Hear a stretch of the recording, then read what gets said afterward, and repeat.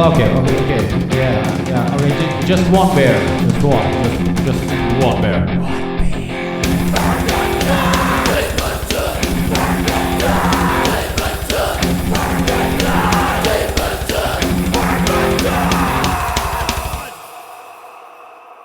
Hello and welcome to this episode of Fermented and Demented. This episode we have our first guest, which is Rune Nesse, which is my brother. We'll talk a bit about him later. And in this episode, present is Henrik of Nifrost. Invisius of Blodhemn. Hauk of Blodhemn. So we will start off this episode with opening a beer.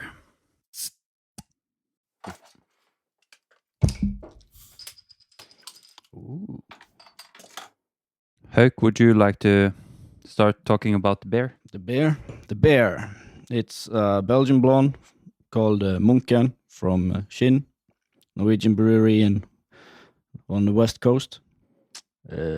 Belgian blonde. It smelled like a Belgian blonde, at least when I opened it. Yeah. Says it's a beer for monks, which kind of makes sense. It is called the monk.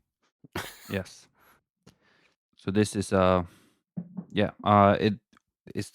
in Norway we have like, if you want stronger beer you have to go to a thing called Vinmonopolet, and this is from just a regular store, so the maximum ABV that's allowed to sell is 4.7. 5. No. You forgot a decimal. 4.75. Yeah, okay. Oh, okay. 4.75. Yeah, so it's the Belgian blondes are usually a bit stronger in alcohol, but so this is 4.5. It lacked a bit of the malty body because it's not that strong. Yeah. Did you other guys like it? But it was good. Yeah, okay. Belgian blonde. Kind of watery, thin.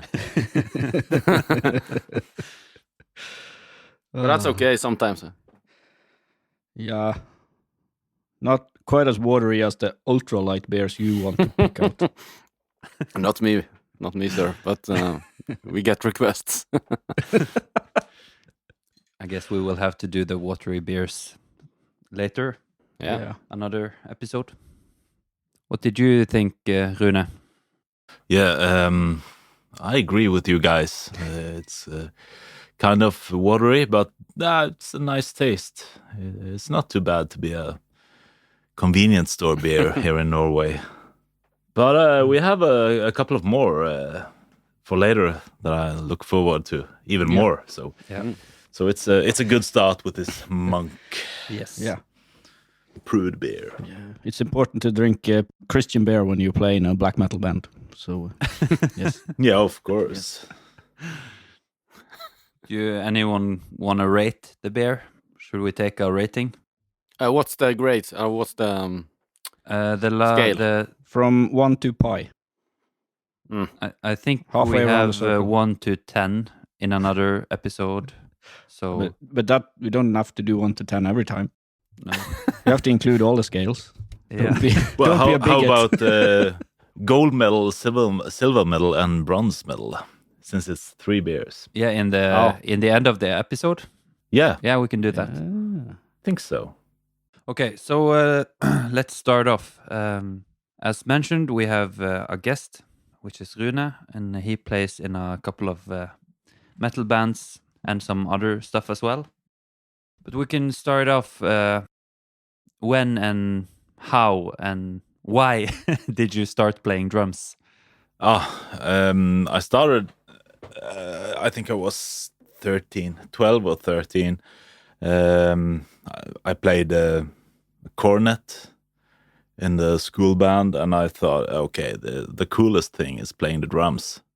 I was looking back at the drummer and I thought, okay, that should be me in some time. And then eventually I was allowed to start playing drums and never looked back. It was like coming home when I sat down behind the kit.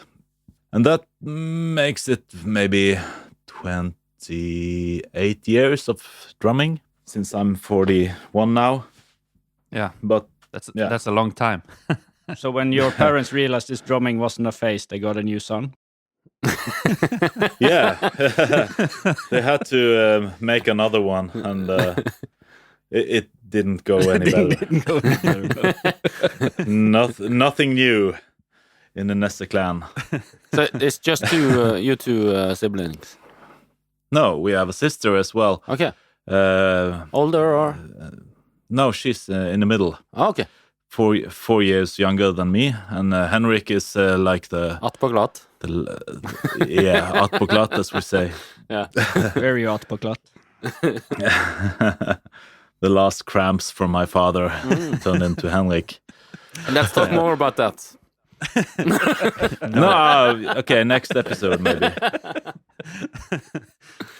Yeah, the funny thing is that me and Henrik, we are like twin brothers, only 13 years apart. But our sister is quite different. Okay.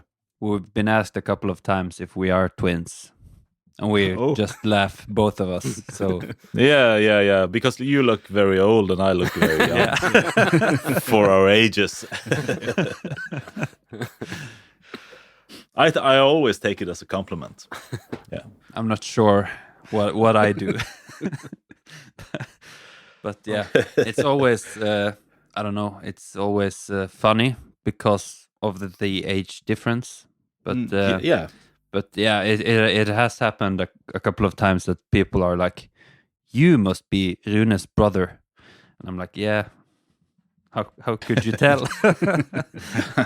But yeah, we're pretty similar as well, and yeah, dressed the same, and both play drums. So yeah, that's how it is. Yeah. So was it all always metal and rock from the start, or was it something else? No, I played practically all kinds of music you can think of. Name drop, In please. smaller or bigger doses. But in the start, when I was 15, 16, it was basically whatever I was asked to play, because I wanted to play all the time. So anyone played who in a needed a band? drummer, Yeah. So I did everything from pop and jazz and Latin, and I don't know. I played, dance music. The only thing I really haven't tried out for real is like hip hop and electronica and those kinds of styles. But I always had a heart in the rock and the heavy music. I loved Iron Maiden and Nico McBrain from day one. First day I heard them, I was sold. So that has been, what has driven me from my early days. And even to this day, I really love Iron Maiden. But also a lot of other music. I always listen to a big variety of styles and bands and artists. So, you might say that I'm versatile from the bottom, but I kind of went in the metal track from the, maybe from young, grown age. I've specialized.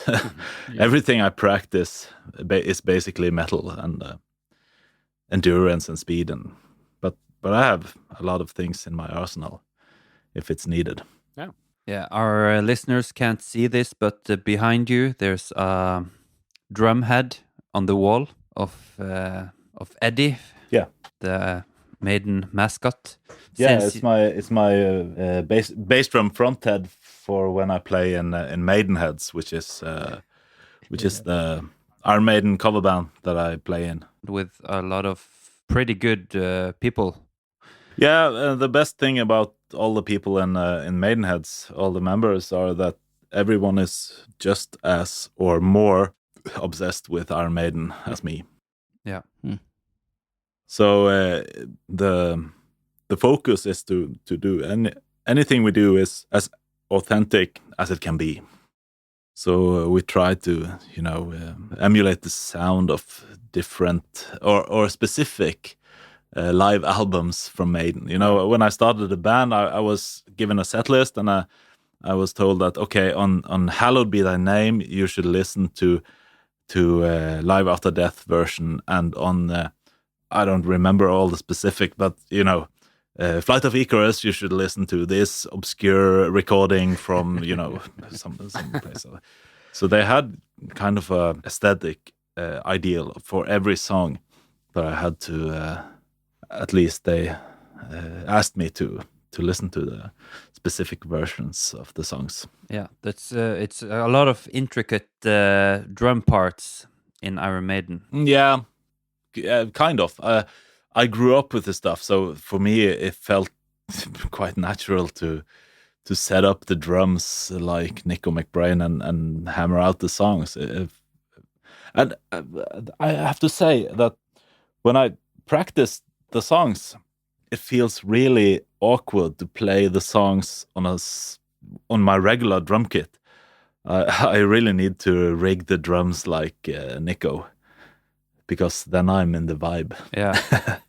You also had to buy more drums when you joined the band. Yeah, of course. It was really expensive to start playing with Maidenheads, but it's a passion of mine. So I don't think of it like that. It's like when I do gigs or session gigs, for that matter, I get paid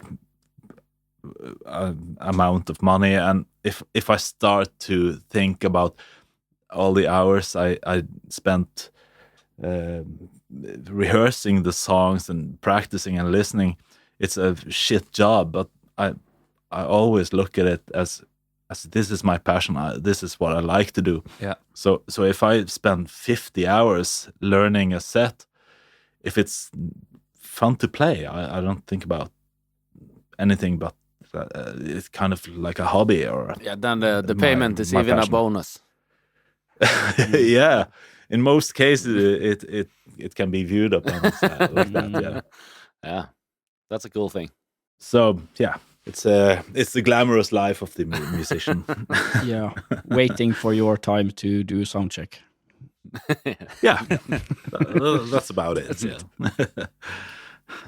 Yeah. Maybe we should mention why we thought Rune was a good person to join this podcast, and it's since it's like a beer and metal related. He plays in metal bands, but he also brew beer. Like I do me indeed. and Höck. And right now I'm actually drinking an IPA that you have brewed, or we have brewed. Oh yeah, I think. Yeah. is it the passion fruit one? No, it's the Kveik one, the one we brewed not now, yeah. but last time. Okay, yeah, that's a good one. I'm all out of it, so enjoy it. Yeah, I also have to mention that we kind of have the tendency, me and Henrik and maybe some of the other guys, to spin off into talking too much about drums. Well, this is your episode. No more drum talk after this episode. Yeah, but it's very natural because it's the coolest instrument. Yeah. So. But everyone is interested in talking about drums. You're basically wrong. Said the bass player. Okay, so if we go back to the earlier days when you started playing, when did you find out that you wanted to play metal? Was it like from the start, or was it later on? It was always a dream, but it wasn't really possible because I didn't have anyone around me to play metal with. Not until I met Gjermund Fredheim, who plays in Orkan with me and also in Tåke. He came to school here at my home place, and first time I saw him play, I thought, okay, I have to play with this guy because then I can do what I really want. And so I hooked up with him, and we started a band and with different people from Orkan today, but it's basically the same band, because it's me and Gjermund who has been the core of the bands we have played in, or at least the bands we have made music for through 20 years soon. So actually he was the door opener for me to play metal in a real sense. So I played it with him ever since I think since 2000. So or 2001, I can't remember. But we have a really good collaboration, and we are great friends. And he has taught me a lot about how to play the drums. Actually, he challenges me from time to time, and I have to step up. Yeah, that's a good thing. So it's been a great. He has been a great influence on me as a musician, and still is to this day. I can't say enough good about him. So it was on Sagvåg you both grew up, or Stord at least, or Me and Gjermund? yeah. No. He is from a small place, a couple of hours from here, from Stord. So Okay. So when he went to high school, he came to Stord to go at the music high school. Okay.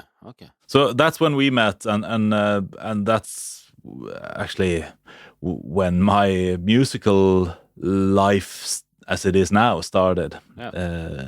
Yeah. We have played a lot together. He is also in Maidenheads, so me and him, we play a lot together. You met up in like 2000, 2001. So you Yeah. had been drumming for some years by then. Oh yeah, I'd been drumming for 6-8 years, I think. Yeah.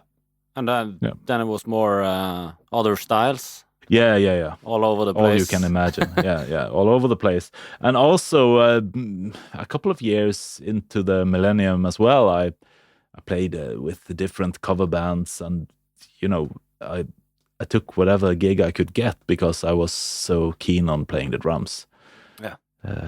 But at one point, I got sick of all the small pub gigs and really drunk people falling over the stage. And, yeah. Don't make fun of us. Yeah, but I'm one myself from time to time. But I felt that I'd rather be a part of the party than sitting on the stage and playing Tore Tang. I don't know, Tore Tang or Achy Breaky Heart. Okay. You Give Love a Bad Name, and yeah, you name it. But so the thing is, I sort of searched away from those things and almost didn't want to play drums anymore, except for a little metal. So I had to revamp my motivation. 2004 maybe, and start to focus on the things that I wanted to play, and not so much on playing all the gigs that were available. So before Orkan, you had another band, or it's the same band but with another name. Yeah. Do you want to talk about that? The very was Einar, the vocalist in Orkan. He said it was a pubertal name. Yep. If that's even a word. It was Enchanting Darkness, and that was it was a lot of fun. We were very enthusiastic and kind of naive, or not naive, but we were very basic in our songwriting, I would say. It has its charm. I have the old demos, and it's not something I wanted to release, but it was a start for us. We want you to release it. Nah. It's not available, I guess, on YouTube or Russian torrent sites. No. We didn't reach out too much in the world, but we did some local gigs, and it felt really like a step up. In 2003, I think we did support gig for Behemoth in Bergen, and that was like then I felt okay. This is something. This is a step up, you know. But then our vocalist at the time and guitar player decided to leave the band to start something else. But the guitarist, he returned as the bass player as of 2008, and he still plays bass with us. There was a bit of a lineup changes in the start, right? Before you found you four guys. That's there now. Yeah. Some lineup changes. We had a couple of guitar players, a couple of vocalists, and then You also had keyboards in the start, right? we also had keyboards. Yeah. We wanted to sound like, you know, the early 2000 Dimmu Borgir and all the symphonic black metal things. Did you have a black nail polish? I will. I think I know the answer. I'll reveal that one of our members had actually black nail polish on some gigs, and we also had this, you know, this netting shirts, and you know, Wife beaters. Yeah, but only in black. Yeah, and yeah, we did pretty much every cliche. I think we tried at least. We were in the forest taking pictures with axes and swords, and I think we were ahead. No, we were ahead of our time. So that's the thing. But yeah, so after the band actually, or more or less, broke up, me and Gjermund, you know, continued to play together from time to time and make some riffs and songs. And we didn't have vocals or a bass player. Yeah, so it was kind of a hiatus until we met Einar, who is our vocalist now. And when he joined, Sindre also joined back on bass, and then we kept going from 2008, I think. Were they all local guys, or? Yeah. Everyone from Stord except Gjermund, who is from Kvinnherad, who is the neighbor village, I will say. Yeah. And for our Colombian fans, Stord is 1.5 hour travel from Bergen, something like that. 2 hours. Yeah. Maybe? So for everyone in the world, it's basically Bergen, but it's you have to, right outside. You have to address it correctly. For the one other guy in the world. Yeah. And for all the people in Bergen, it's a long way from Bergen to Stord. Yeah. But it's shorter from Stord to Bergen. It's weird. Yeah. Yeah. That's really short. Yeah. It's like maybe 4 hours from Bergen to Stord and 1.5 hours from Stord to Bergen. People feel strange like thing. Yeah. Yeah. You have to go to the passport control at the ferry. So. Yeah. So when do you remember when you changed the name to Orkan? Yeah. That was in 2012, in the middle of a tour. In the middle of a tour. Yeah. What were our name again? Tour. You have drunken too much beer if you have to find a new name in the middle of a tour. No, we had been talking about it for years to change the name, but we couldn't find, the perfect name. So we had a long discussion on messages. For maybe 6 months, and then we got invited to do a mini tour with Suspiria, and I remember the first gig might have been Bergen. And then I think we decided on changing to Orkan. I remember talking to Höst in Tokyo that night, and he said, "Oh my God, you can't call your name can't be your band can't be named Enchanting Darkness. It's just too stupid." And I said, "Yeah, but we've been talking about changing it, and we discussed it on the small tour. A couple of days later, we played in Haugesund, and Paul or Atera from Suspiria, he thanked us from the stage. Well, and thanks to Enchanting Darkness for supporting us on this tour. Or they might be called Orkan now." And yeah, so that was the truth. So I think that night we changed to Orkan. And we hadn't really released anything official before that, so all the releases from our band is as Orkan. Yeah, and the first album came out in 2012 as well. Maybe later that year. Then it's Orkan from then. So you said that the guy from Tokyo was okay with another weather phenomena as a name, Orkan. Yeah, Yeah. of course. He had just released a song named Orkan, so he was. I told him, yeah, it might be inspired from your song, even though it wasn't.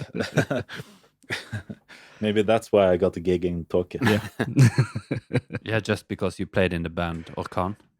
Yeah, and I haven't even played the song Orkan with Tokyo yet, so. But that's coming. That's up for the next tour, I guess. Cool thing. So your first record with Orkan, do you want to talk about that? Crimson Canvas. But that was your first studio experience with Enchanting Darkness stuff, or? Yeah, well, we had done a lot of like garage recordings of songs, so we had a couple of demos. We had been playing a lot in my studio before we recorded that songs or that album. So That's the studio you're sitting in right now. yeah, it is. Yeah. So was that the first recording done there? No. The first recording done here was a local band called Jetfred. Okay. Yeah, I hadn't even painted the walls yet when they recorded, I think. And funny thing, I remixed and remastered a song from that that album with Jetfred yesterday and today. Really? Yeah. History repeats itself. Yeah. We go around in circles. Yeah, the Crimson Canvas album was basically a collection of all the things that me and Yarmund had been working on for several years before we gathered the whole band.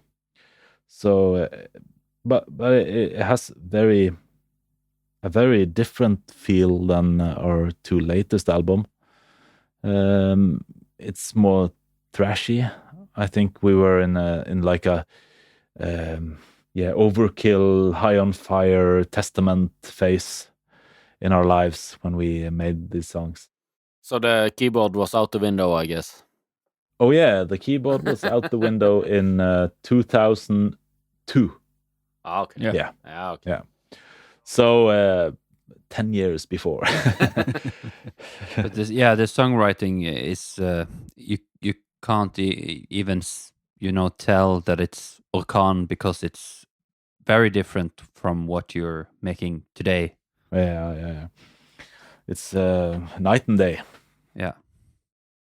So when we were going to record our next album or compose our next album, even I think we all agreed that okay, we have to go blacker. That's what she said. Yeah.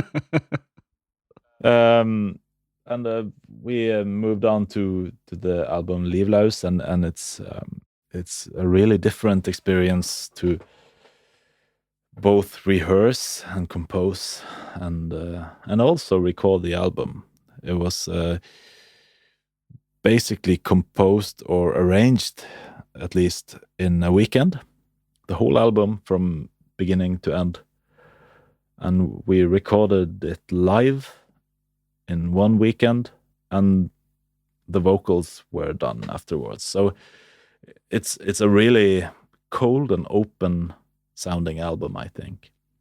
Yeah, it felt so good to record and rehearse it because it was so real. There is no overdubs on any guitars or anything.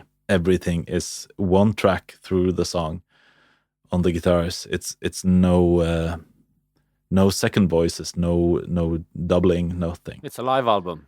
Live album. It's a live album, yeah. basically. From the room I'm sitting in right now. Cool. Yeah. I love it. It has a great vibe. Did you have to start again from the first song if you did a mistake?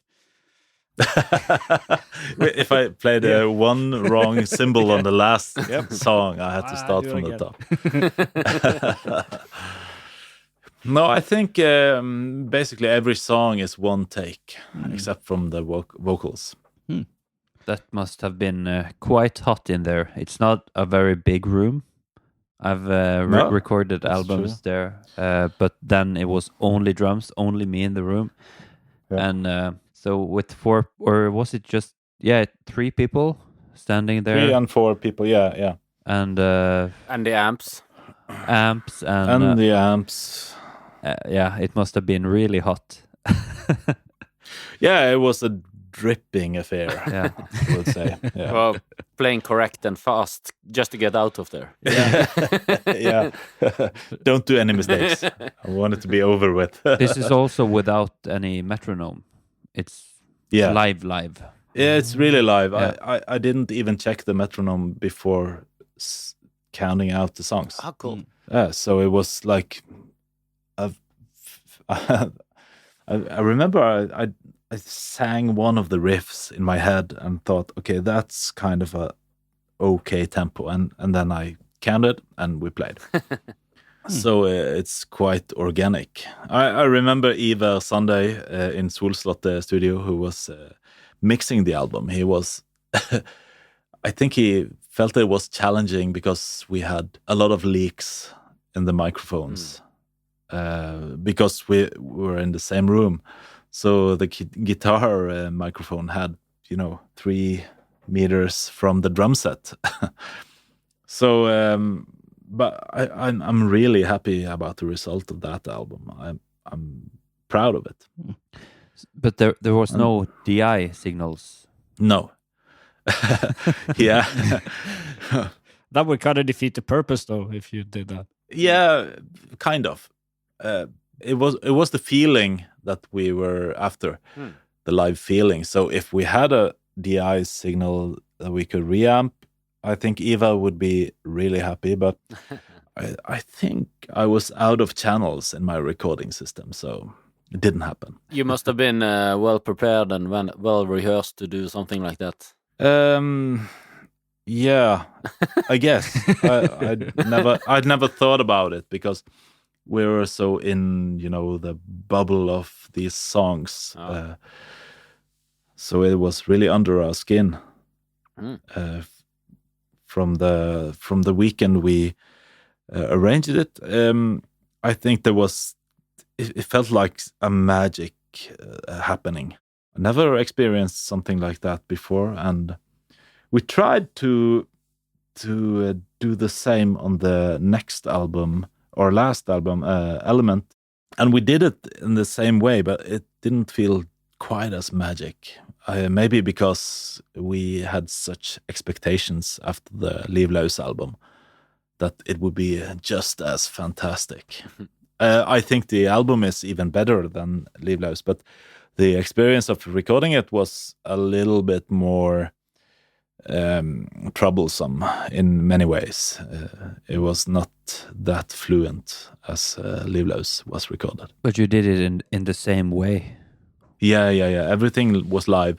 I think we did some extra guitars. We have some clean guitar parts. At least on the last track. Yeah, There's a lot of and layers there on Heim. there. Yeah. Oh, but that's a different story again. Yeah.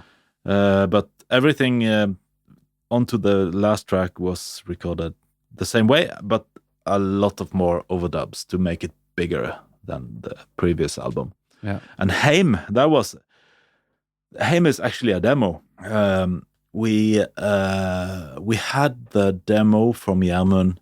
He recorded in his place, and we actually thought about that as being an instrumental song without any drums, without any bass or vocals. or vocals. And it just grew on us, and we started recording it over again with the clean guitars, but it didn't feel right. And Gjermund had a lot of things he had done in the demo that was done like by accident or improvising. So we ended up using the demo track and just do overdubs on that track. So all the clean guitars are old recordings. I remember listening to that, and I was like, okay, this doesn't sound like you. And then, I thought of an album by Meshuggah. I think it's named Koloss or something. Yeah. They have like an instrumental track with just guitars on the end of the album. Yeah. And I thought that was what you were going for. And then I think it was something like that we were going for, but it ended up, just growing. Even has keyboards on it. Yeah. In the end. That's Ivar playing, right? Yeah, that's right. Ivar is Ivar. the one who mixed our two last albums. Also, he's now the drummer of Enslaved and has been for some years. A really true great musician, that guy. Yeah. And producer. But yeah, when you showed me the song with vocals, I got blown away. I was like, oh, this is not what I expected this song to be at all. Yeah, none of us were expecting that outcome from that song. It's really cool. Yeah, thanks. I like it. But we need more beer. My glass is empty, yeah. Okay, so now we are tasting another beer. Beer number 2 for the evening, or at least beer number 2 that we're mentioning. This is a Big Wave Golden Ale. Fra Kona. Fra Kona. Kona som brødje. Kona Brewing Company. Kona Brewing Company.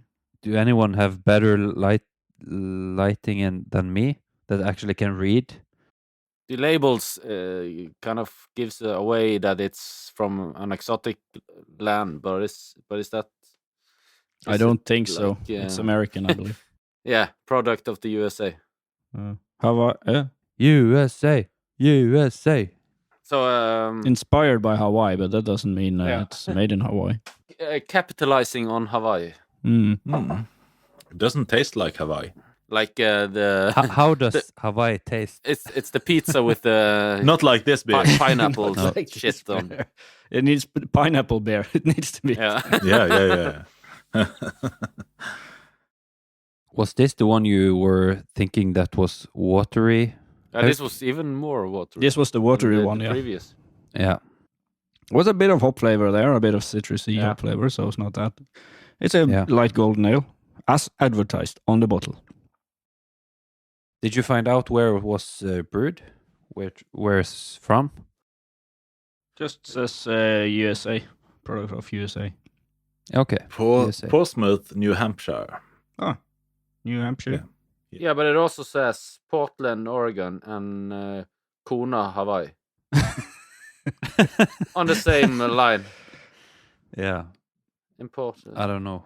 Is this on contract brewing stuff or liquid? Doesn't say, but how much alcohol is it? 4.4. It's not enough. It's 1.6 UK units. This seems to be important But information. If you pour 2 of these in one glass, you get 8.8. Yeah. Yeah. Yeah, it's really light, but there's a bit of hop flavor. It's good. I think this would It would be do well good. on Hawaii. Yeah, Yeah. it would. In a hot place on a beach somewhere, it would be even better than here. Yeah, so it's refreshing and should be served very cold, I think. Probably. How do you think this was in? In comparison to the other one, Yes. Thanks. Slightly better. A bit less interesting, but I think I would rather drink this again Yeah, than the other one more time. I agree. I agree as well. Sorry to our friends at Shin. Yeah. Sorry. Odin. Van de andre kinn. Van de andere Shin, yeah. What did you think, Rune? It was kind of, yeah, it was light and tasty, but it feels like it has a hole in the middle, if you know what I mean. Yeah. That's what she said. No mid-tone. No mid-tone. It's scooped. No, it's a scooped beer. Yeah, a little bit scooped. Yeah. Maybe with some more malt flavor, it would be even better. Yeah, Or- the hops were really nice, but it lacks some. So if you pushed it to 6%, I think then it would be perfect. Yeah, Given maybe. that was, or 5.5 at least. Yeah, 5.5. I think that would be good. It feels watered down. Yeah, Possibly is. probably is. Probably. That's a normal way of brewing when you make light beer, because then you can ferment twice as much beer and then can water it down afterwards. You save a lot of True. warehouse space. Yeah. Okay. If we continue, we could. We have talked a bit about Orkan. Yeah. And you also write lyrics there, Rune. I do. It started because no one else did it, so I had to take responsibility and do it. So, and I can't say that I love it, but I get inspired from time to time, so it's okay. And I'm quite happy with the lyrics I have written for the band.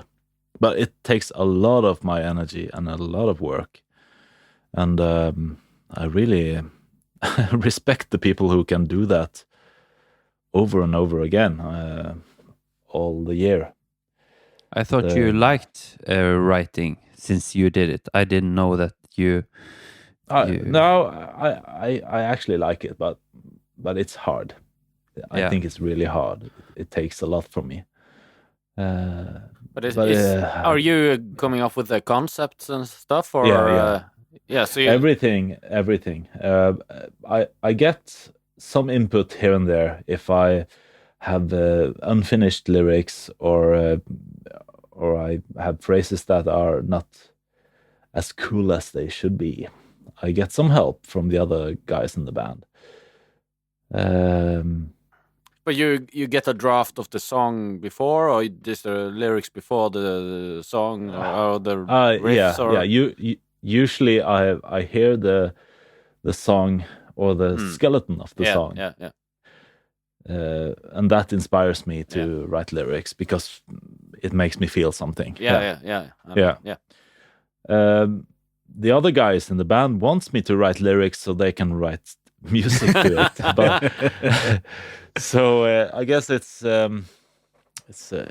goes both ways. But I haven't been able to write any good lyrics before I hear the music. And I get a sense of the length of the song and also a lot of feeling from it. I've written kind of like 95% of the lyrics, I think. More or less, possibly less. Livløs was on like a concept. About that's a concept album. I always wanted to do a concept album because I love lot of the concept albums of the bands I like. The main inspiration is maybe Seventh Son by Iron Maiden, and also I really like Scenes from a Memory of Dream Theater. That must be the top two, I think. I actually saw that the whole show in Oslo, right before the Corona circus started in Spectrum, where Dream Theater played the whole Scenes from Memory. You were at the concert? Yeah. Yeah. I'm fucking glad I did that trip, knowing that it was one of the last concerts before. Ever. You will never see another concert. Yeah, so I'm a huge fan of that album too, and also the Seventh Son album. Yeah, and Livløs became a concept album the moment we arranged the whole album. I felt, okay, this has to be a concept album, lyric-wise, because there was so much melodies returning from the first song to the sixth song, and that is one of the nice things about a concept album, that everything is connected. Yeah, it's an album. It's not a collection of songs. I really love the album concept. I hate that people are going over to releasing single after single after single. Yeah. It's I don't like it, but maybe it's better business. I don't know. I think it is.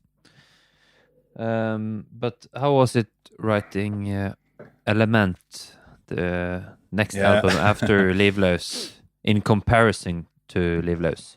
It was much harder. Maybe because I was expecting more from it, both musically and lyric-wise. I think I expected more. In the end, I think the product is better. I think Element has better songs and a better sound, and some of the lyrics are very good in comparison to Livløs. Yeah. But it's something with Livløs that is really close to my heart, and I think it's the process and the feeling we had when we recorded and played it. Actually, also we now I'm rambling on about Livløs. We A lot of life or lifeless. The tour for Livløs. We toured with Tåke and who was it? It wasn't Helheim. That was the Crimson Canvas tour. It was actually Krakow. And I sat in for Krakow on drums on that tour because the drummer couldn't do it. So I did 2 gigs every night.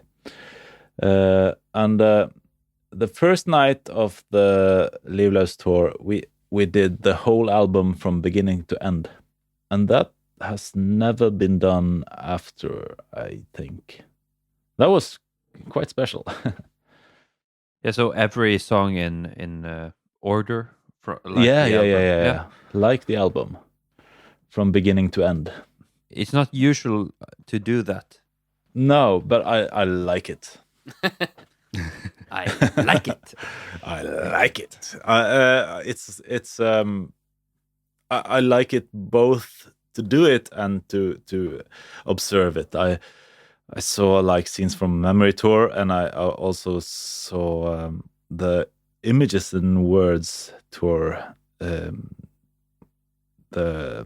25th anniversary tour for Images and Words, from beginning to end. I also saw Iron Maiden, A Matter of Life and Death tour. They played the album from beginning to end. I was there too. And hold on, I also saw Pink Floyd do A Dark Side of the Moon from beginning to end. Yeah, you were pretty young then, right? Yeah, I was 14. Lucky. That was huge. Yeah, I can imagine. Were any of you other guys at the Maiden gig in Vestlandshallen? Nope. Yeah, I was there. Yeah, but the other guys... I wasn't. Oh. I've only seen them once.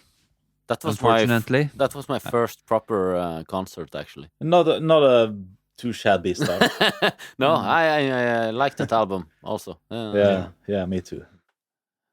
Cool songs, cool drum stuff. Also, Maybe the best Iron Maiden album out of the new albums after what is new? after Bruce Dickinson returning. Oh. After you're born, anything before you're born is old. Yeah, Anything after is new. but A Brave New World is also great, I think. Yeah, it's really good. One of my favorites of the new albums. Yeah. So 2000. It's 21 years ago, and it's a new Iron Maiden album. Yeah. Yeah. What is happening in Orkan now? Do you have any plans? Any new stuff? yeah. Anything you can share with us? Hopefully next weekend we will gather and play through some of the new material. Possibly, yeah. Okay. So there is new music in the hallway. We just have to open the door. Yeah. Can you tell anything about how it is compared to the last two albums? More of the atmosphere, less of the thrash metal. Okay. Might be more experimental, but I don't know. I've heard maybe half of it, so I can't really say anything informative about it. But it's something new is coming. Something new is coming, and it sounds like it's going to be even more experimental than the Element album. Yeah, cool. Might be. Yeah. Who knows? We'll just have to wait and see. Yeah. Okay. So you recently joined Tåke Yeah. as 2 well. years ago now, actually. It's 2 years. Okay. 2 years. in Iron Maiden timeline, that's recent. That's very recent. Yeah, that's That's recent. But it is, yeah. yeah. I started December. No, yeah, I did the audition in December 2018, and did the first gig in February 2019, and the last gig up to now I did 13 months ago. So Yeah. Yeah, you were going out on a big tour until yeah. before, right after the Corona came. We had big plans. Yeah, But that's postponed, right? yeah, it's postponed. The tour we were planning to do or had booked in January 2020 is set to happen January 2022. Ooh. 2-year delay. Yeah. Think of the but people who that slept was- in line to get first in. Yeah. We should make sleeping bags with Tokyo logo on to to the guys out the van. Yeah, Sell some merch. yeah. Yeah, it's quite depressing actually, but Yeah. what can you do?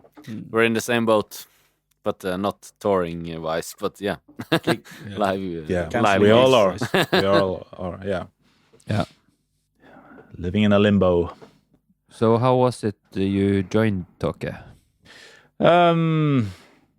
You said you had an audition. Yeah, I had an audition. I've known the guys for years, and obviously Jerman, who I've played with for 20 years, he has been in Tokyo since 2011, I think. And I guess it was just the right time and place to try me on the drums. We had mutual respect for one another, the guys in Tokyo and me, and I was obviously a big fan of the band for many years. I think since Björgvin album in 2002, I was a fan of Tåke. So when I got asked to try out, it felt really natural. It was like, oh yeah, sure, I'll try. And I did an audition in December, the day after a Christmas party, and I played through 2 songs and got the gig. 2 songs only.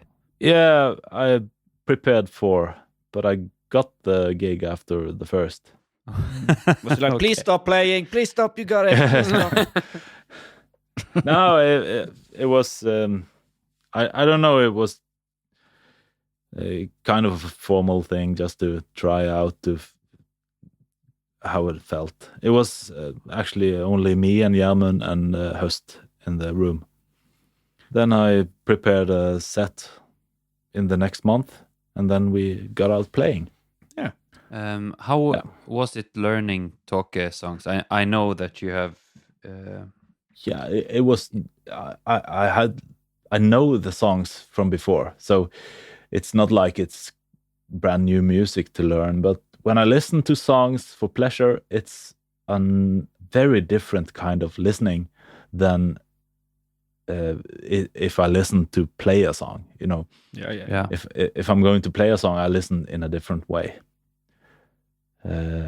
You've used some hours to prepare, I know. And how I just wonder how it is to learn songs that's played by a guy that's not a drummer.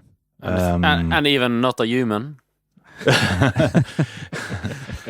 Yeah, like the Norges Våpen album is played by Höst, and it's very interesting because you get a whole different take on playing drums than a drummer who has studied drummers. Yeah, it feels like he's playing the music first and then drums after, if you know what I mean. It's very interesting because the drums are not arranged in the way that a drummer naturally would do it. So it's very interesting. Yeah. But it suits the music so well. And it has twists and turns and changes that are very nice. So it has been incredibly good for me to develop as a drummer playing those songs. And I guess for all the drummers in the band before me as well, because it's very different. And also very cool and very rock and roll and old school at the same time.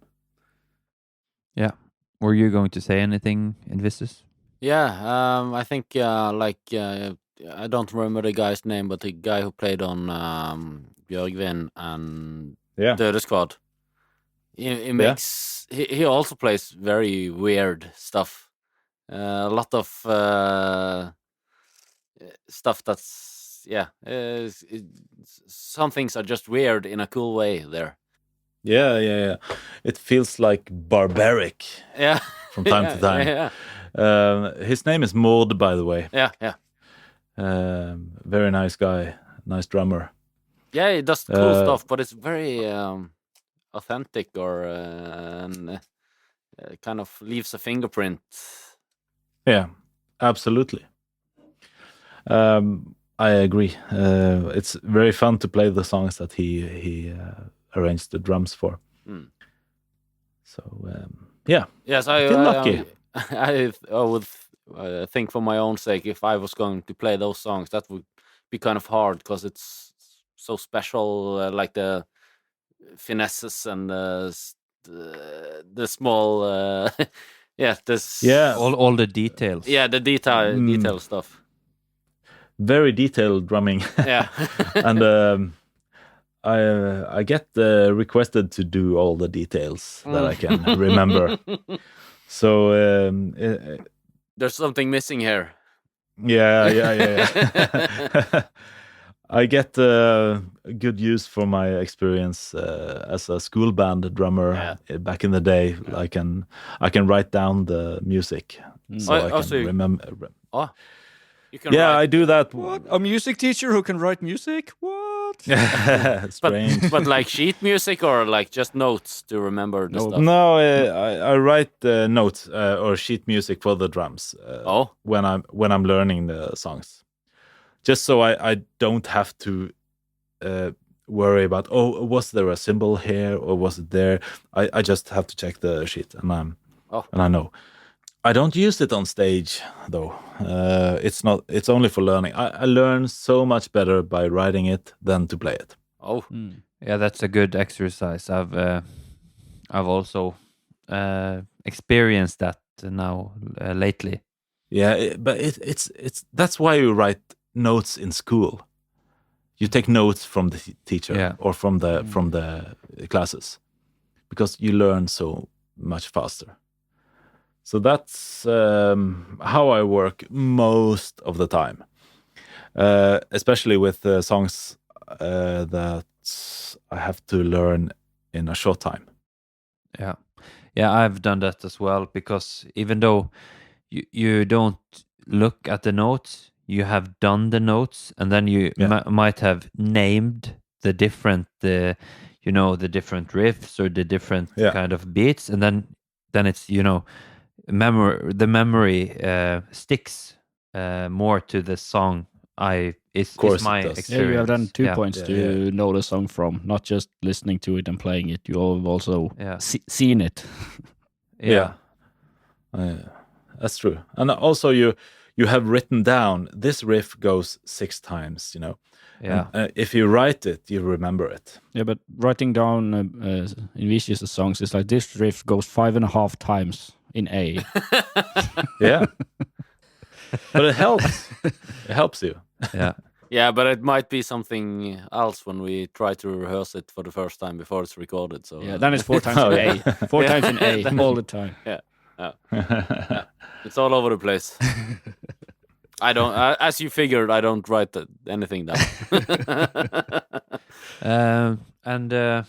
Do you want to say anything else about Toke, Rune? Except go listen to it.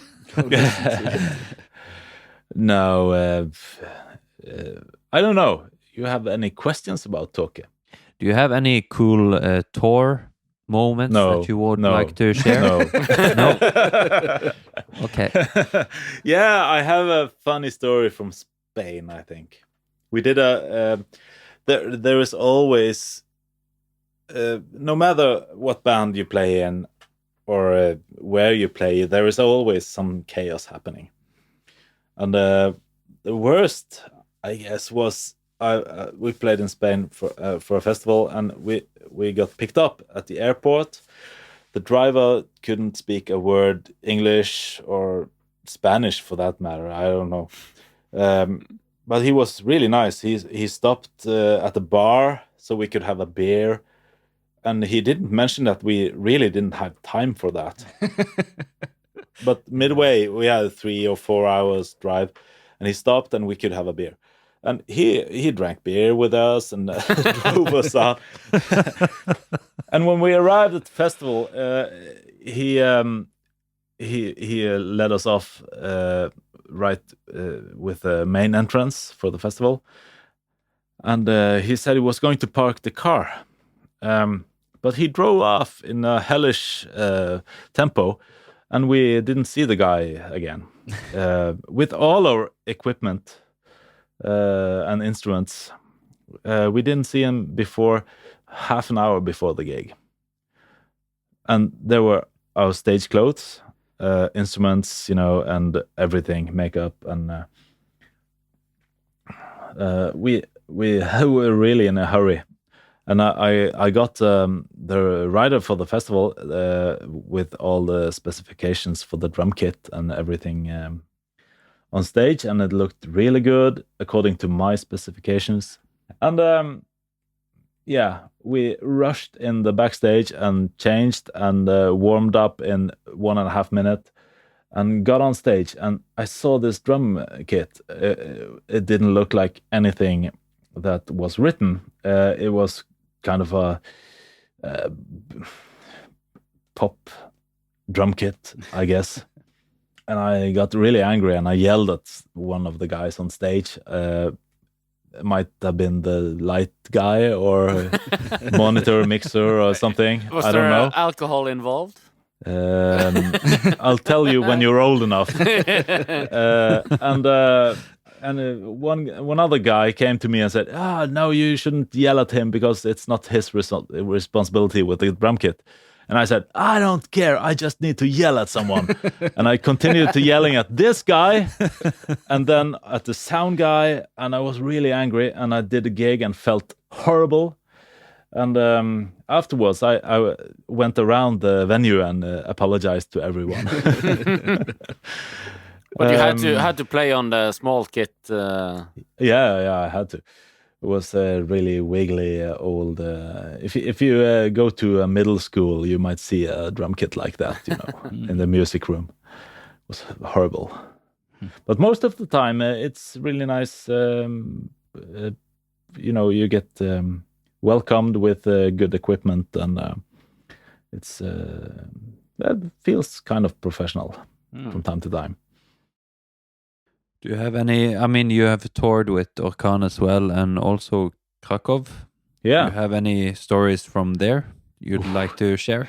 Yeah, I have a lot of stories, but how much time do you have? I don't know. One more. And also, we're out of beer. Yeah. We're out of beer. Okay, I have one more stressful story from a tour. If you're up for it, after we open the next beer. Yeah.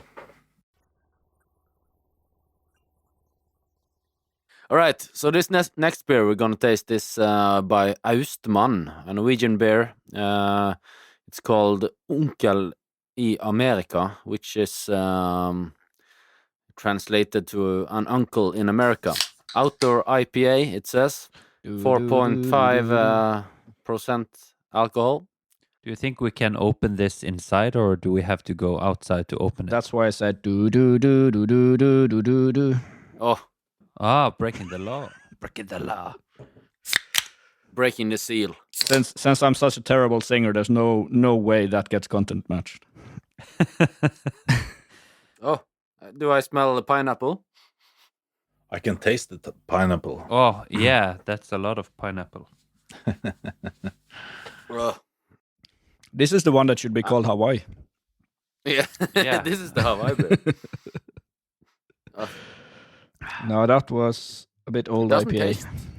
Doesn't It taste. says it won't be lost in the woods. Should we try to get lost in the woods with this and see if it's impossible? I guess the guy for your request is Jan F. Solheim.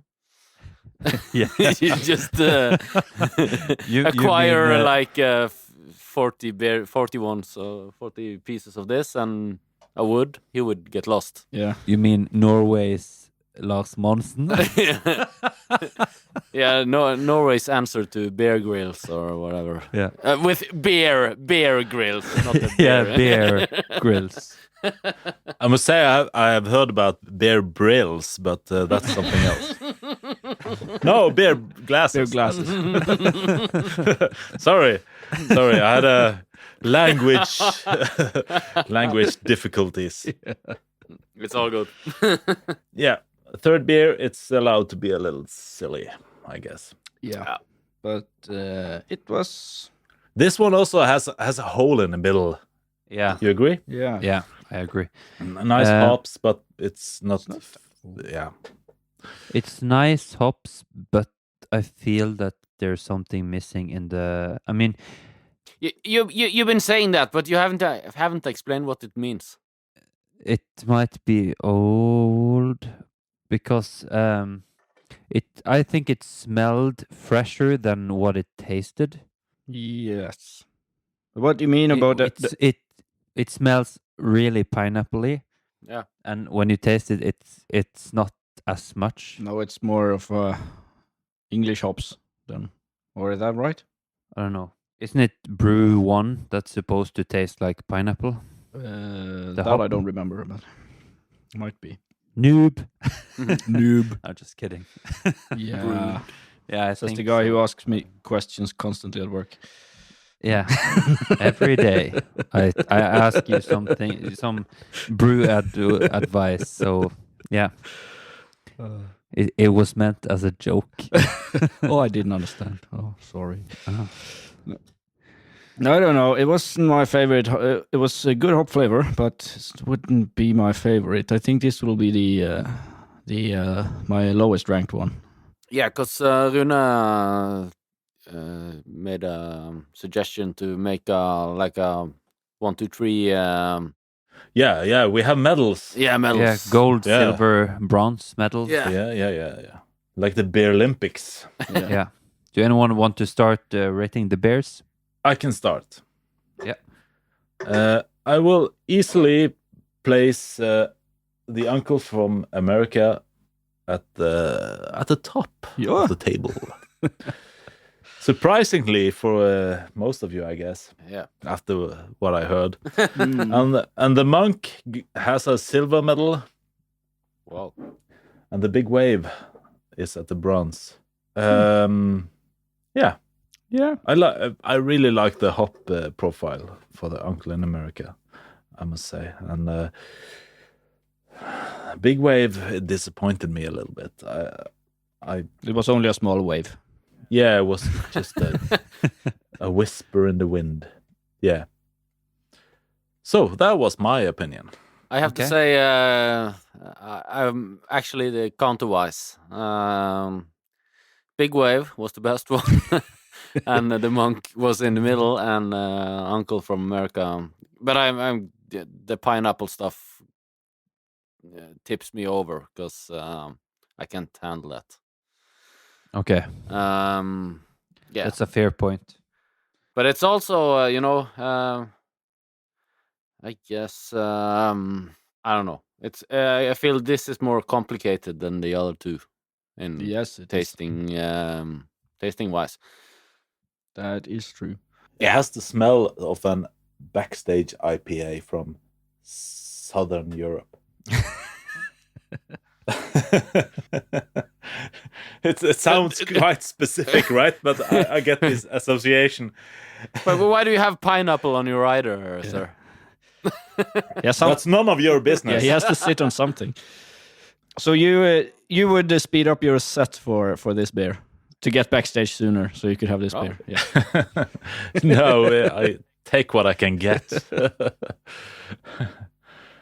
Okay, Hauk, what's your... I agree with Invicius on this one. It's the Big Wave was the best, and the Monk, and then Onkel at the bottom.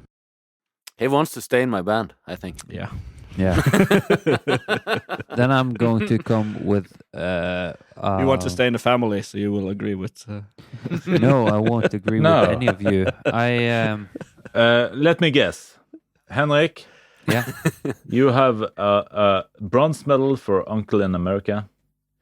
You have a big wave at the silver medal, and you have the monk at the top. No. Fuck. I have the big wave on the top.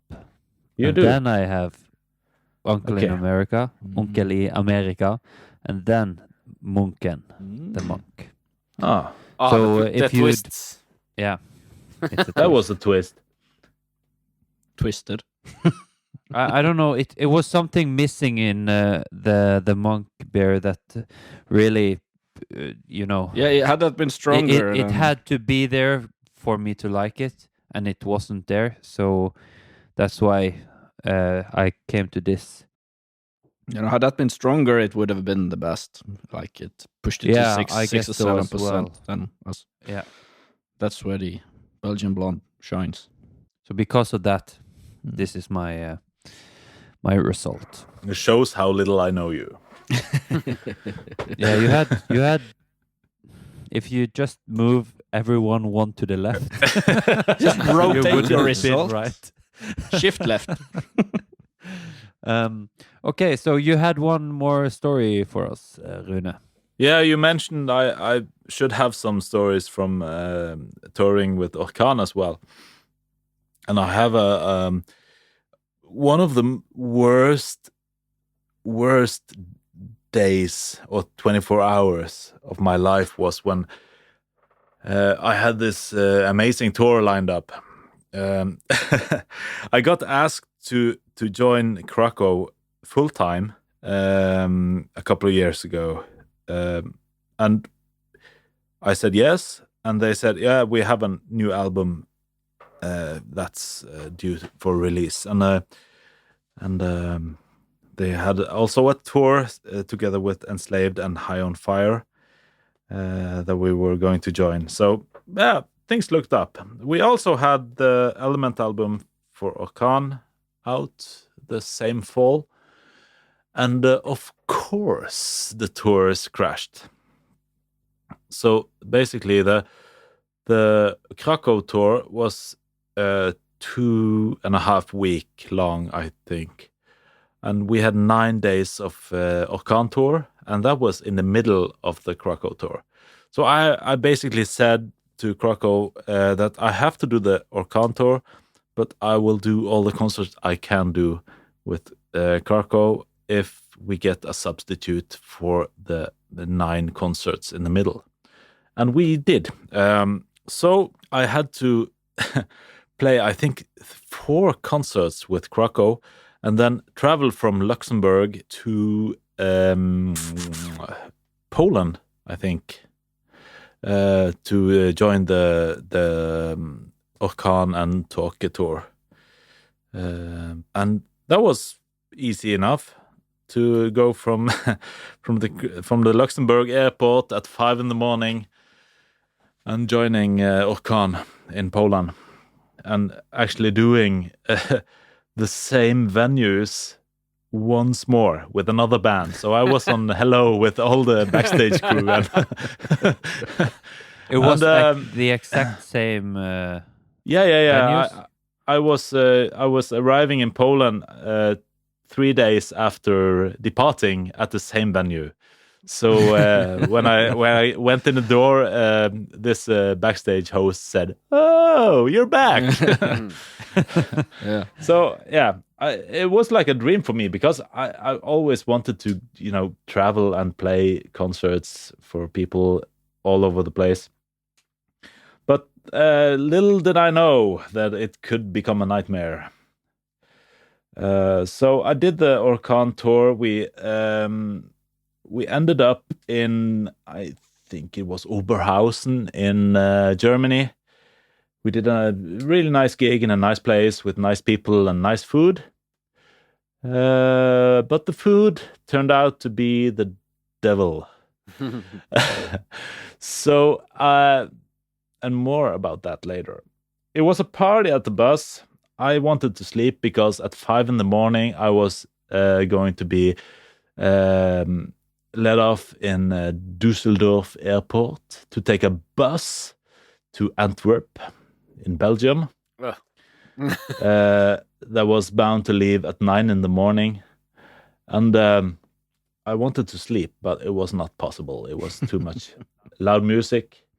And it was not like it was out of place, because it was not late in the night when we departed. So they could play all the music they wanted, but my stomach started to work up some funky business. This was on a nightliner.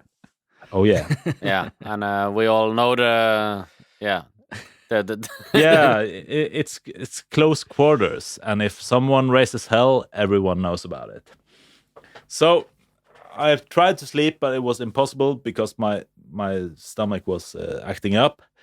I was food poisoning. I later had to discover, but I hadn't slept for 1 minute when the bus stopped at the Düsseldorf airport, and I felt like I needed badly to find a toilet very soon. You're usually not allowed to shit on a nightliner. That's the problem. Yeah. So No, that's strictly forbidden. Yeah. That was my point. I really didn't know if I had to take a shit or if I had to throw up at that point. So I was waiting for the bus driver to open the compartment under the bus where all my equipment and luggage were. But someone had moved the key, so they couldn't find the key. And I was standing there with my legs crossed and my hand in front of my mouth, just waiting for an eruption of some kind. And they couldn't find the key. And when they eventually did, I didn't say goodbye to anyone. I just went inside the airport and I sat down outside the toilet. And I felt like, the junkie in the city, where I was sitting in a pile of equipment, cymbal bag and pedals over me. And I just wanted to die. And, it was close to 6 a.m. and everyone who was going on, down to Gran Canaria or something with their families were walking along with their children, and they were, taking the children. Okay, don't look at that guy, he's not a good person. And I felt like, I felt like a hobo. And then I had to go to the toilet with cymbals. I had all my drum equipment and luggage. I don't know, too much to carry, so I just kicked it in the toilet. And I inside the toilet, inside the toilet, and I just threw up like raging hell between two booths, and I threw up, and I heard like at both sides, and I felt like my whole colon Your was, whole? Your whole? my whole colon in the toilet. And and I thought, okay, this is bad. I hope it's over now.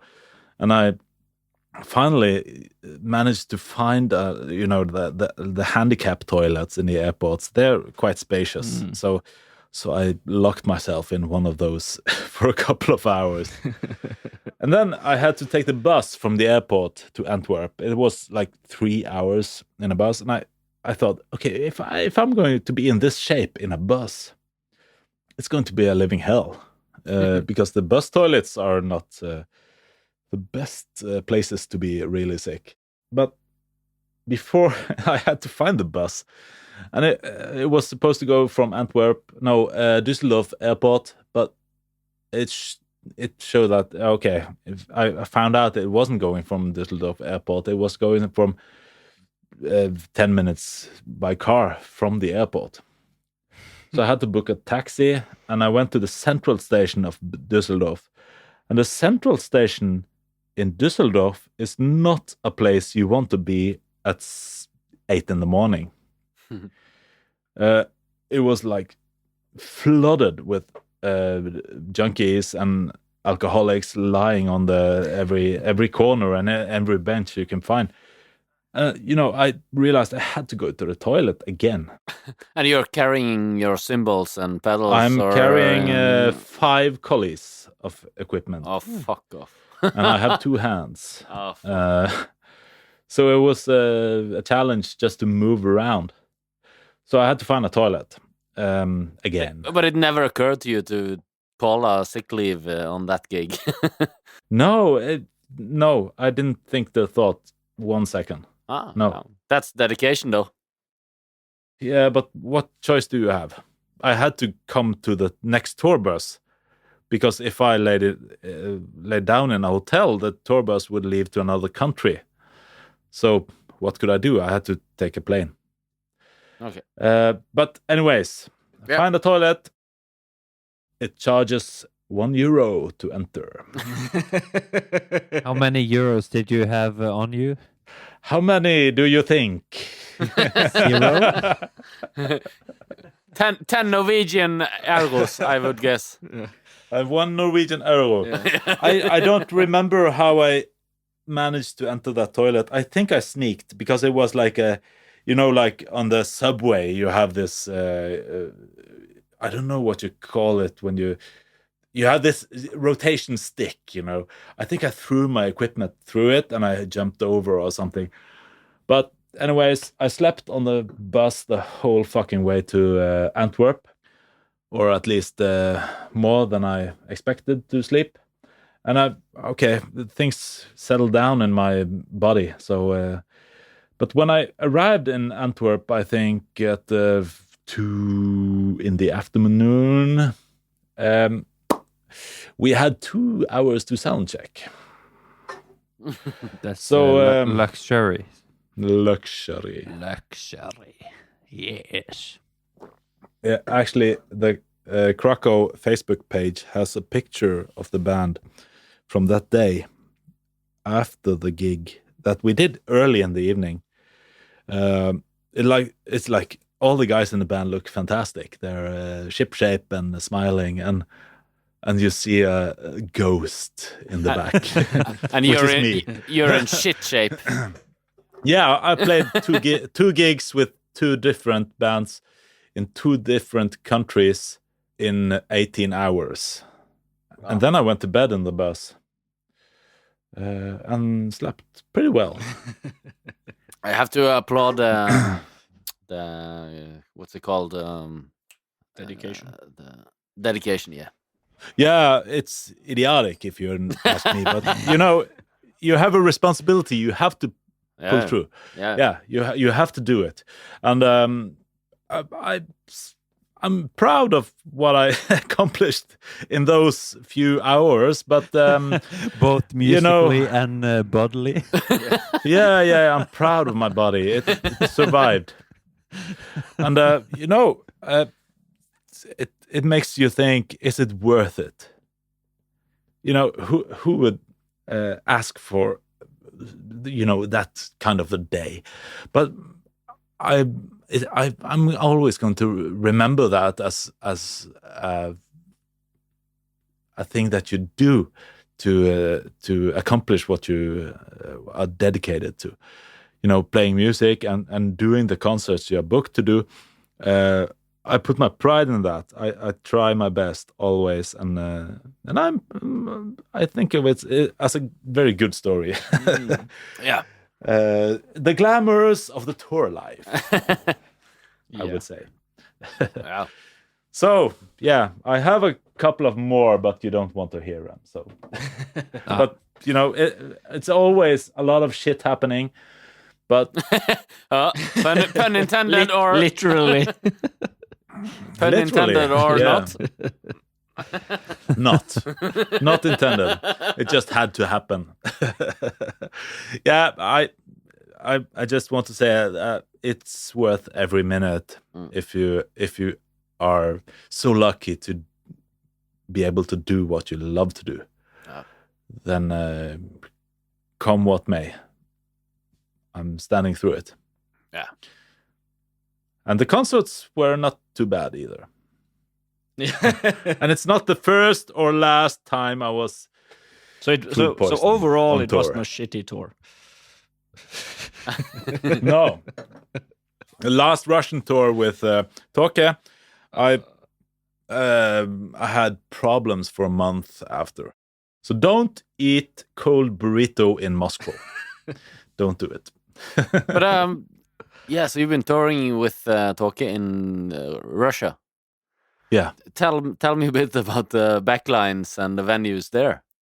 Oh, surprisingly professional. Oh, very nice. I must say, I have expected more from a tour before, but I have never been so positively surprised. okay, cool. It was I got if I'm talking as a drummer, I had total professional equipment all tour. Everything that I asked for was there. Oh, we had nice venues. We had nice people working at the venues. So all in all, it was a very nice, experience. But you have a pro booker managers kind of lining this up, or how does it? Yeah. We have a booking or a manager. Yeah. You know him pretty well, Simon. Who's that? It's Björnar. From Vulture Industries and Dark Essence Records. Yeah, okay, yeah. He does a very good job, but it's not always on him, because he can tell what we need, but then what can he do when we show up and because nothing is fixed? that's my impression. You know, when the band's already in town, you you supply them the five piece Thomas Wingstad from the 70s, and they're gonna be the assholes if they don't play the gig. So yeah, of course. Yeah, it's So gonna be on the band if you don't make the gig. So yeah. So Russia was really good, except for the food. Cool. But I guess what's the difference between touring in Russia to Europe? You need to put in the effort. Or was there any difference? Because I have had friends, or my drummer at the time, he has been touring in Russia, and it was quite special. You know, the crowds were like, I guess in South America, like very exposed and very. It was kind of a huge thing. Hungry audience. Yeah, absolutely. Yeah, but we played St. Petersburg, Moscow, and Minsk in Belarus. So we played the big cities. So it was it felt like a normal metropole in Europe, I would say. I've heard stories about the rural Russia tour business on the pubs, and it's a quite different experience, I've heard, but it was really nice for us to be in those cities. Yeah, cool. I must say, yeah, cool. You recently did an album. I just remembered with the Valdauder album. Yeah, that's true. Do you want to talk a bit about how that was? How did you got contacted, right? Yeah, I know Daniel from back in the days. Sporadically. Met him a couple of times and messaged. So we are acquaintances. So he basically sent me an email and asked me if I had seen that he put out an ad for a drummer to do the album for what was Cobalt 60 but now turned into Valdauder. And I said, no, I haven't seen, but is it something for me? Well, yeah, you must check it out. And he sent me a song, and I recorded some drums, and I ended up drumming on the whole album and mixing the shit as well. And it was really nice to have something musically to do in the times we're in right now when we can't do gigs or, even go out. That's why we started this podcast. yeah, there you go. Now I really feel like when you mentioned Cobalt 60 and what it turned into, that I remembered my physics and could have answered nickel 60 right away. But yeah, okay. Cool story, bro. I won't expect you to elaborate on that. But it was one thing we haven't touched too much on, Rune. It's your studio, and are you doing mixing and mastering for commission or just for your own stuff? Or how is that? I don't know. It's this studio was built by me for me and my people. I don't do commercial stuff. I don't advertise for work. It's a hobby, and it's a workspace for my projects. So if Henrik is going to record the next Nifrost album here, well, I just open the door and he does it. Yeah, but you're not interested in like getting 40 males from Colombia to mix their next album. No. I don't have time for that. it's my it's my man cave. Yeah.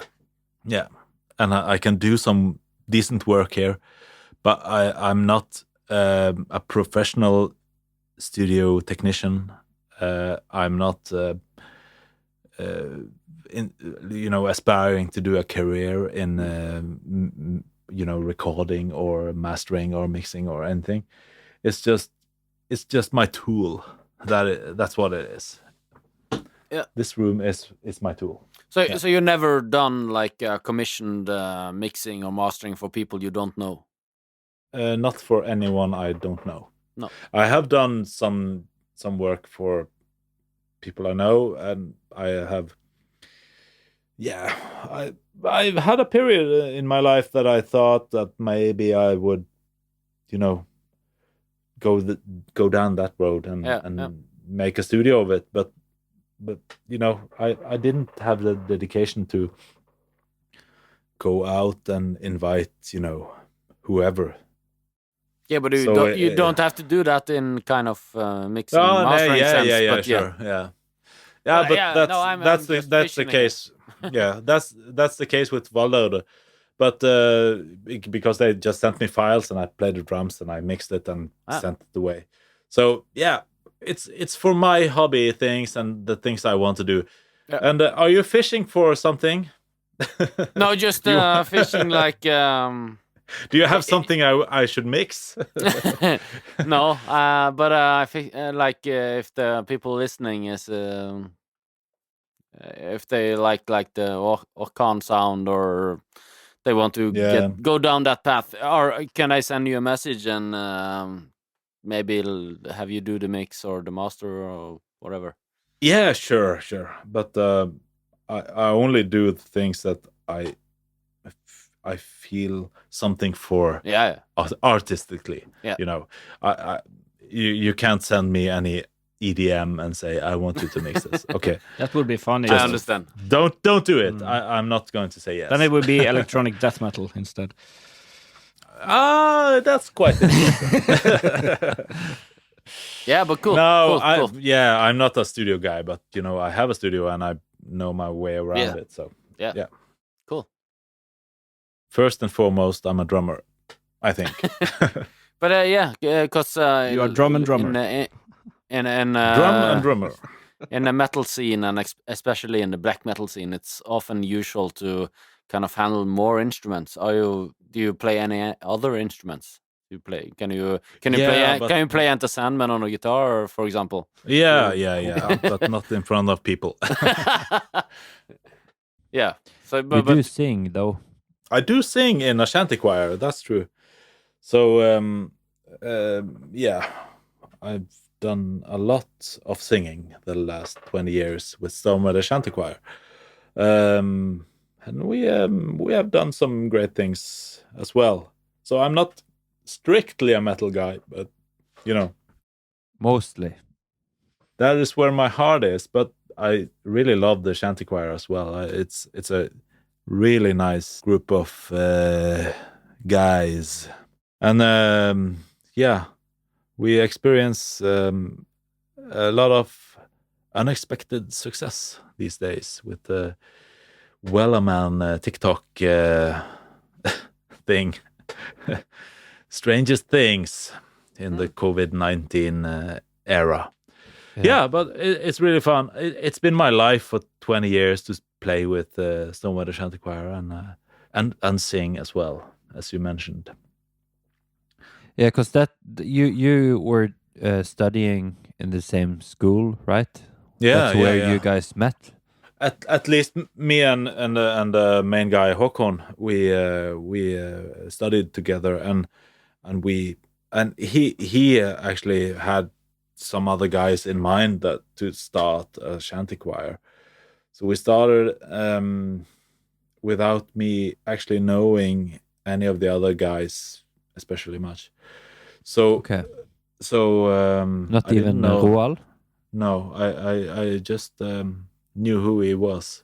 Okay. He wasn't the same. Yeah, we had a lot of mutual friends, But we got to know each other well and have toured, all over the world, Japan and USA and most of Europe. And but quite surprisingly, I would say, if I look back 20 years, I wouldn't expect us to go that far with the shanty thing.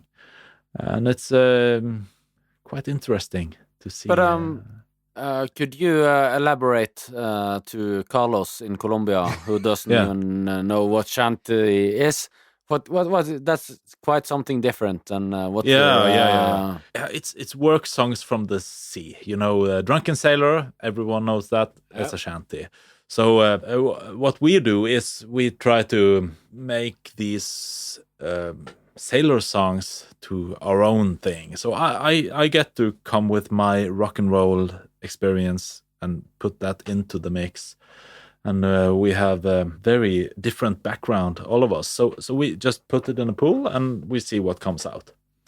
It has turned into quite a few great records, and we do a lot of interesting concerts around the globe. But can you kind of parallelize it with like the Irish folk songs? I think it would paralyze. Yeah. Paralyze or something. Not paralyze. Yeah, that word, something, make it parallel to Paralyze.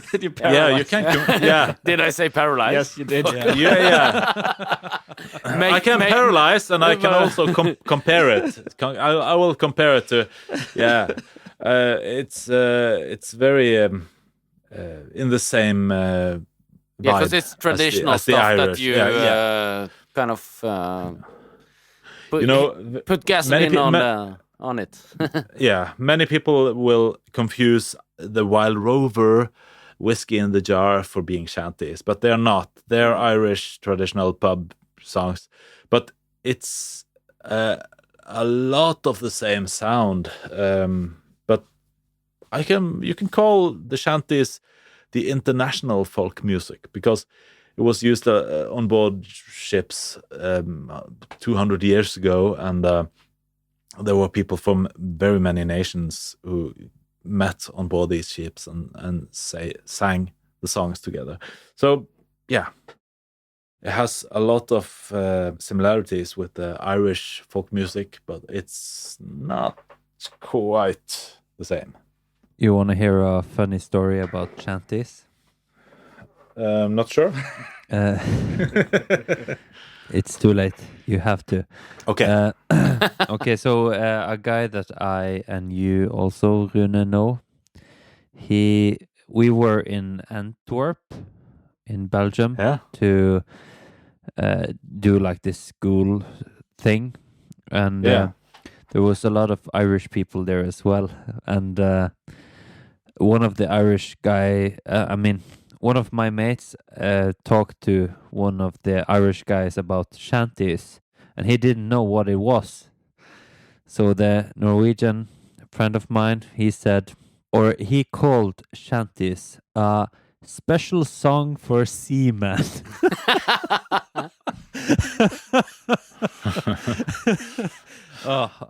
When he said that, I laughed loudly. A special song for seamen. It reminds me of our mother, Henrik, when she got off the bus with the school band in England.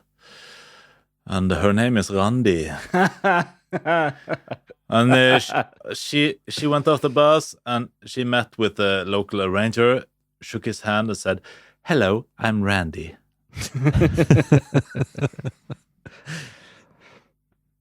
So tack for den, mamma.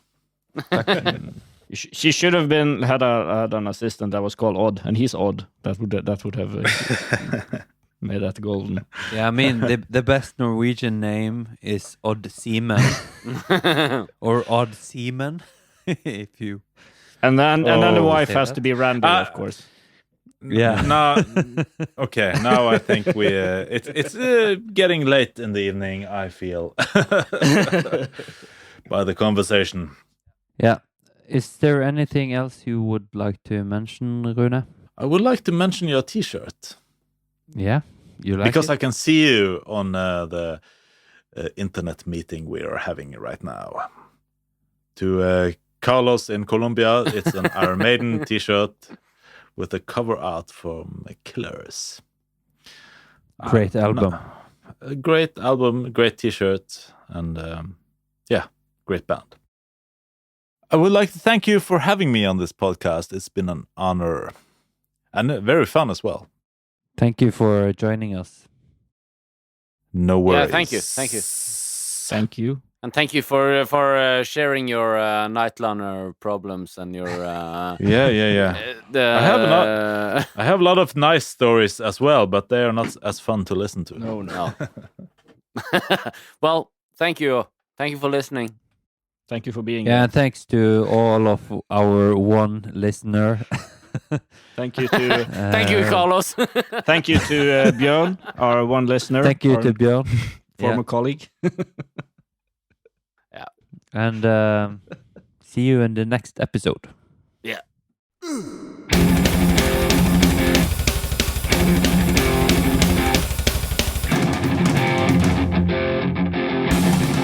Well, okay. Yeah. I mean, just one bear. Just one. Just one bear.